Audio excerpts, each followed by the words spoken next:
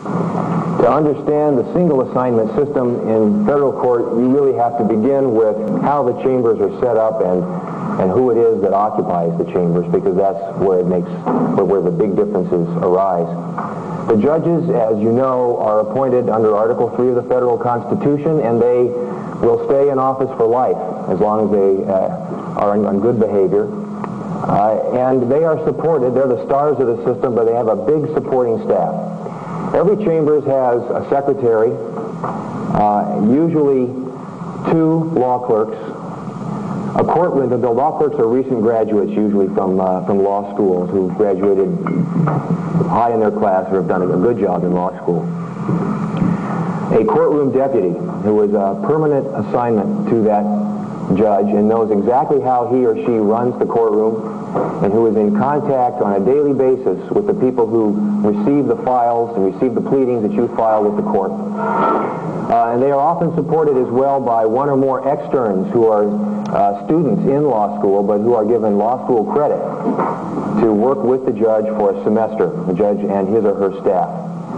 So, as compared with a state court judge, who must often struggle mightily with less than a full chambers from time to time, the typical federal court judge is blessed with a tremendous supporting staff. And the result is that pleadings that you file, the appearance that you make in federal court, will be evaluated at least twice. Once by a law clerk or an extern, and once then again by the judge himself or herself. This is a key ingredient of the single assignment system, because what it means is that that judge will evaluate you from the very beginning of the case. Because when you are assigned to a judge in federal court, that judge will have your case forever. Barring some very unusual circumstance, the judge will see your case from beginning to end. And so every pleading you file, every appearance you make, will make an impression on the judge and his or her supporting staff. In addition, there are federal magistrates. These are persons who are appointed by the judges. They are lawyers in private practice who've chosen a judicial career, and they often will be assigned to your case and will follow your case all the way through as assistants to the judge, in a sense. And they will work on law and motion matters and are able to work on other matters by stipulation of the parties. And they too will follow your case. They too will evaluate your pleadings, and they too will evaluate you and your case from the very beginning. So there's how the chambers work, and that's why the single assignment system is so important.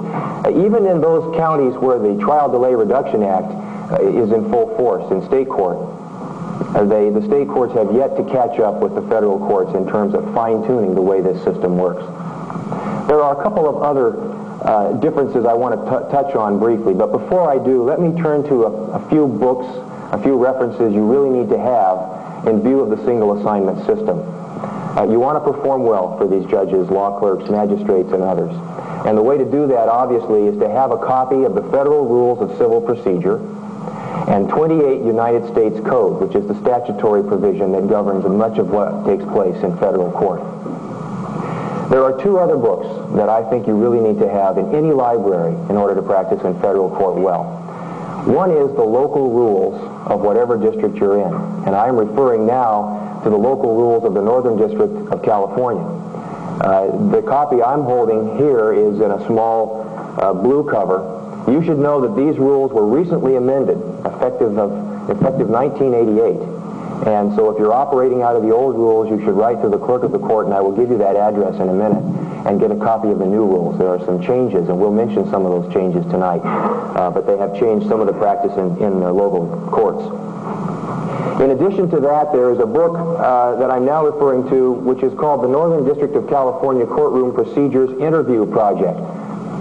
This book was an effort by the lawyer delegates of the Northern District of California Judicial Conference to talk to all of the judges in this district and to find out how they like to operate their courtroom. And they talk about everything from the nature of the pleadings and the form they should follow, how oral argument should be conducted, how jury voir dire should be conducted, every element of the courtroom proceeding from beginning to end.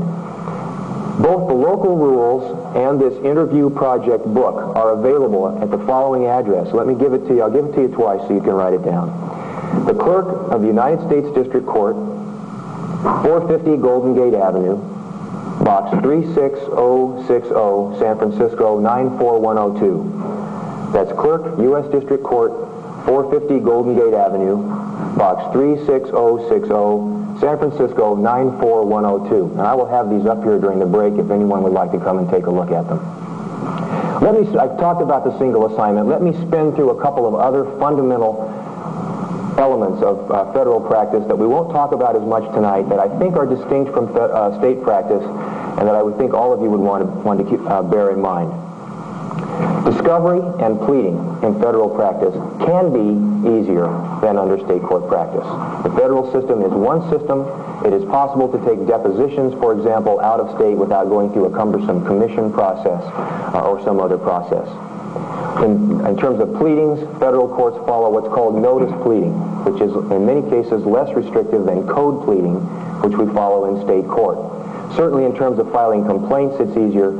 Answers can be a little trickier in federal court since you must answer or deny each of the averments that are set forth in the complaint. But generally, pleading is different and easier in federal court. There is a high standard of care imposed upon you in all courts, of course.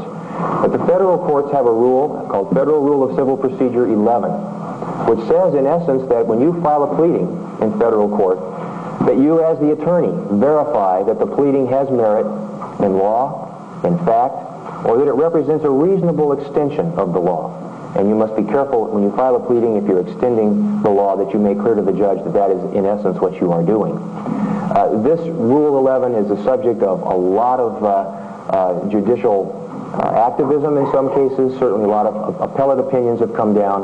I ask you to be aware of it in your own practices. In the Northern District of California and in many other districts, there is a mandatory arbitration provision, and if you're not used to practicing in federal court, let me ask you to take a look at it. In this district, any matter that's worth $100,000 or more is subject to mandatory arbitration.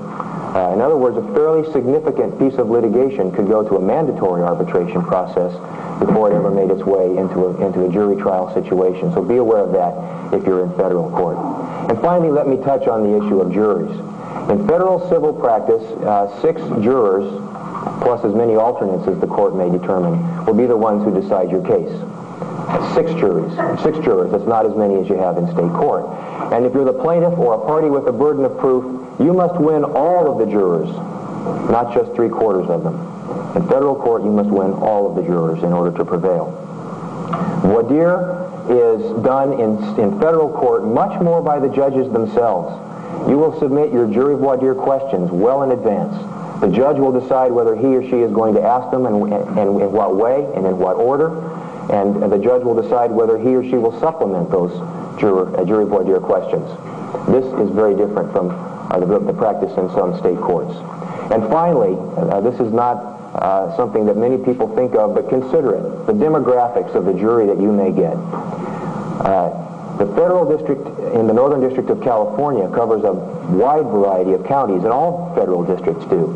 Here we will reach not only San Francisco County, not only Alameda County, but also into Contra Costa, down into southern Alameda County, up into Marin County. And the result is that the demographics of your jury, once it is selected, may be somewhat different. The prevailing wisdom is that juries in federal court here tend to be somewhat more conservative.